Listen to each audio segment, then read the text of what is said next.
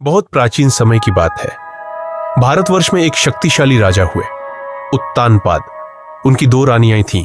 एक थी सुनीति, सरल और धर्मपरायण। दूसरी थी सुरुचि, सुंदर लेकिन अहंकारी।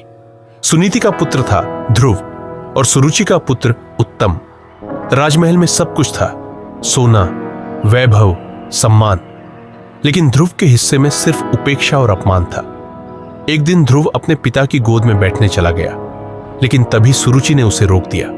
उसने कठोर शब्दों में कहा, इस सिंहासन पर बैठने का अधिकार सिर्फ मेरे पुत्र उत्तम को है।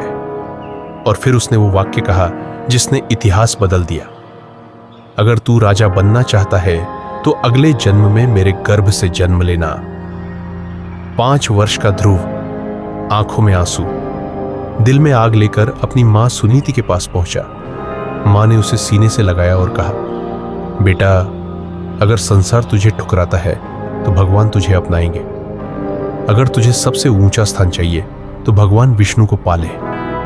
ये शब्द ध्रुव के हृदय में अग्नि की तरह जल उठे।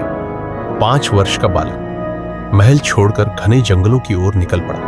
न ठंड का डर, न भूख की चिंता, सिर्फ एक लक्ष्य, भगवान विष्णु। जंगल में उसकी भेंट महर्षि नारद से हुई। नारद जी ने कहा, वत्स, यह मार्ग कठिन है। लेकिन ध्रुव अडिग था। नारद जी ने उसे मंत्र दिया, ओम नमो भगवते वासुदेवाय। और फिर शुरू हुई एक बालक की अद्भुत तपस्या। पहले उसने फल खाए, फिर पत्ते, फिर केवल जल और अंत में सिर्फ श्वास।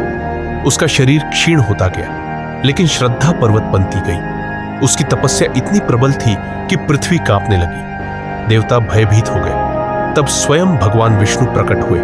आकाश प्रकाश से भर गया। शंख, चक्र और गदा के साथ भगवान विष्णु सामने थे। ध्रुव ने आंखें खोली और चरणों में गिर पड़ा।